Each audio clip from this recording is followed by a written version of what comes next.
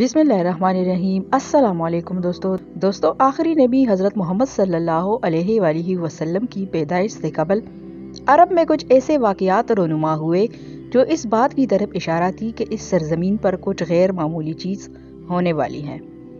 उन वाक़यात में एक हैरत अंगेज़ वाक़या असहाबी फ़ील और अबाबील का हादसा है, जिसे अल्लाह ने कुरान मजीद के सूरह फ़ील में भी जिक्र किया है और जो अरबों की तारीख़ का एक अजीब सानहा था। हज़रत मोहम्मद सल्लल्लाहु अलैहि वसल्लम की विलादत से कबल अरब के जनूब में वाक़या मुल्क यमन पर एक बादशाह की हुकूमत थी जिसका नाम अब्रहा बिन अशरफ था। अब्रहा नसरानी था और किसी ज़माने में हबशा के बादशाह नजाशी का कमांडर रह चुका था। इसने यमन के बादशाह ज़ुनवास को एक जंग में शिकस्त देकर खुद को नजाशी का वफादार साबित किया। इस तरह नजाशी ने अब्रहा को यमन के तख्त पर बिठा दिया। जब अब्रहा को मालूम हुआ कि अरब के लोग काबा को निहायत ही मुकद्दस तस्वर करते हैं और हर इलाकों से लोग काबा की ज़ियारत के लिए मक्का सफ़र करते हैं, तो इसने यमन के दारुल खिलाफा सना में एक अजीम और निहायत ही खूबसूरत गिरजाघर तामीर करवाया। कहते हैं कि इस ज़माने में पूरी सरजमीन पर इससे ज़्यादा खूबसूरत और आलीशान गिरजा कहीं नहीं था। इसने पूरे जजीरे अरब में अपने मुबल्लिग को भेजा और लोगों को सना आकर इस गिरजाघर की ज़ियारत करने की दावत दी। दरअसल अब्रहा का मकसद ये था कि अरब के लोग मक्का के बजाय यमन आए और इस तरह सना अरब का मरकज बन जाए। साथ ही काबा की अजमत को ख़त्म करके इस गिरजे को मुकद्दस बना दिया जाए ताकि ज़ियारत और इबादत के ज़रिए माल भी कमाया जा सके। जब अरब के लोगों को इसके इरादे का इल्म हुआ तो वो तेश में आ गए और बहुत ही गज़बनाक हुए।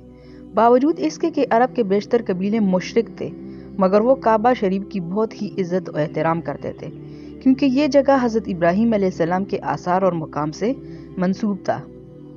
लिहाजा मुशरिकीन अरब ने अब्रहा के इस अमल को अपने दीन के लिए ख़तरा जाना। खासकर कुरैश मक्का इससे बहुत ज़्यादा खाइफ हुए। बनु किनाना का एक शख्स गुस्से में यमन गया और एक रात इस गिरजे में दाखिल होकर इसके एक हिस्से में आग लगा दी, जबकि दूसरे हिस्से में नजासत और गंदगी फैला दी। जब अब्रहा को इसकी खबर मिली तो इसने अपना सब्र खो दिया और मसीह की कसम उठाते हुए कहा कि वो अपने इस इबादत खाने की तौहीन का बदला काबा पर हमला करके लेगा। लिहाजा उसने हबशा के बादशाह नजाशी से मदद तलब की और हाथियों का एक अजीम लश्कर मंगवाया। वो लश्कर समेत यमन से रवाना हुआ ताकि काबा को उड़ाकर इसका खात्मा कर दे। उधर अरब के तमाम कबीले अब्रहा के खिलाफ उठ खड़े हुए और इसे शिकस्त देने के लिए मैदान जंग में कूद पड़े, लेकिन अब्रहा के इस अजीम लश्कर के आगे अरब का हर कबीला शिकस्त खाता चला गया। बनु सलीम, बनु उतफान, बनु असद और बनु सकीब जैसे बहादुर कबीले ने भी अब्रहा के आगे हथियार डाल दिए। जब अब्रहा का लश्कर ताइफ के करीब पहुंचा तो उसने एक दस्ता मक्का रवाना किया। जब वो दस्ता मक्का के करीब पहुंचा तो ऊंट देके, लिहाजा उन्हें गनीमत समझकर अपने कब्जे में ले लिया। ये ऊंट कुरैश मक्का के सरदार जनाब अब्दुल मुत्तलिब के थे, जो हज़रत मोहम्मद सल्लल्लाहु अलैहि वसल्लम के दादा थे। उन ऊंटों की तादाद 200 या 400 थी। जब ये खबर अब्दुल मुत्तलिब को हुई तो आप मक्का से बाहर आए और जहां अब्रहा का लश्कर ठहरा था वहां जाकर अब्रहा से मुलाकात की दरख्वास्त की। जब अब्रहा को मालूम हुआ कि कुरैश का सरदार उससे मुलाकात करने के लिए आया है तो उसने आपको अपने खेमे में बुलाया और जब हजरत अब्दुल मुत्तलिब को देखा कि एक बुलंद कामत रूपदार और निहायत ही हसीन आदमी है तो अब्रहा आपको देखकर मारूब हो गया और बेइख्तियार तख्त शाही से उतरकर आपकी ताज़ीम व तकरीम के लिए खड़ा हो गया और अपने बराबर बिठाकर दरियाफ्त किया कि आपकी तशरीफ आवरी का क्या मकसद है। हजरत अब्दुल मुत्तलिब ने जवाब दिया कि हमारे ऊंट और बकरियां वगैरह जो आपके लश्कर के सिपाही हाथ लाए हैं उन सब मवेशियों को हमारे सुफरत कर दीजिए। ये सुनकर अब्रहा ने कहा, ए सरदार कुरैश, मैं तो ये समझा था कि आप बहुत ही हौसला और शानदार आदमी हैं, मगर आपने मुझसे अपने ऊंटों का सवाल करके मेरी नजरों में अपना वकार कम कर दिया है। ऊंट और बकरी की हकीकत ही क्या है? मैं तो आपके काबा को तोड़कर बर्बाद करने के लिए आया हूँ। आपने इसके बारे में कोई गुफ्तगू नहीं की। हजरत अब्दुल मुत्तलिब ने कहा, मुझे तो अपने ऊंटों से मतलब है। काबा मेरा घर नहीं बल्कि वो खुदा का घर है। वो खुद अपने घर को बचा लेगा। मुझे काबा की जरा भी फिक्र नहीं है। यह सुनकर अब्रहा ने कहा, ए सरदार मक्का, सुन लीजिए, میں کعبہ کو ڈھاکر اس کی اینٹ سے اینٹ بجا دوں گا اور روح زمین سے اس کا نام و نشان مٹا دوں گا۔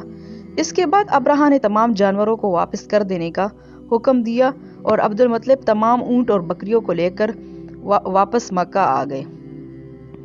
آپ نے مکہ کے لوگوں سے کہا کہ وہ پہاڑوں میں پناہ گزین ہو جائے، لہٰذا مکہ کے تمام قبیلے مکہ سے باہر نکل گئے، صرف جناب عبد المطلب مکہ میں اکیلے رہ گئے۔ آپ نے کعبہ کا دروازہ پکڑ کر بارگاہ الہی میں کعبہ کی حفاظت کے لیے رو رو کر دعا مانگی۔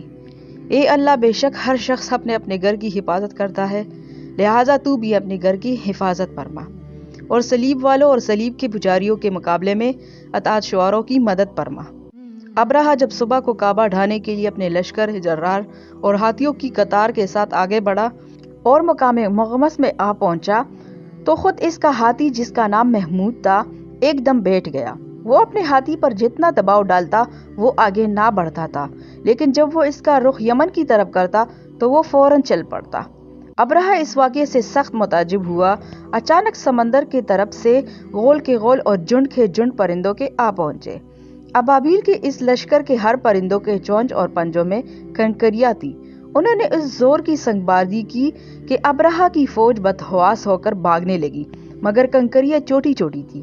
وہ قہر الہی کے پتھر تھے کہ پرندے جب ان کنکریوں کو گراتے تو وہ سنگریزے کی ہاتھی کے بدن میں چھیلتے ہوئے زمین پر گرتے تھے۔ ابرہہ کے لشکر میں بھگدڑ مچ گئی۔ ابابیلوں کی سنگباری اللہ کے قہر و غضب کی ایسی ماری تھی کہ جب کوئی کنکری کسی ہاتھی کے سر پر پڑتی تو وہ اس آدمی کے بدن کو چھیلتی ہوئی ہاتھی کے بدن سے پار ہو جاتی، اور سب کے سب ابرہہ اور اس کے ہاتھیوں سمیت اس طرح ہلاک و برباد ہو گئے کہ ان کے جسموں کی بوٹیاں ٹکڑے ٹکڑے ہو کر زمین پر بکھر گئی۔ اس واقعے کے بعد عربوں میں قریش مکہ اور کعبہ شریف کی اہمیت و عظمت مزید بڑھ گئی، اور چند مہینے بعد ہی اسی سال نبی صلی اللہ علیہ وآلہ وسلم کی ولادت ہوئی۔ یہ سال عام الفیل کا سال کہلایا۔ تو امید کرتی ہوں دوستو آپ کو آج کی ویڈیو پسند آئی ہوگی۔ اگر آپ کو آج کی ویڈیو پسند آئے تو پلیز ویڈیو کو لائک کریں، شیئر کریں اور کامنٹ باکس میں اپنی رائے کا اظہار ضرور دیجیے گا۔ اللہ حافظ۔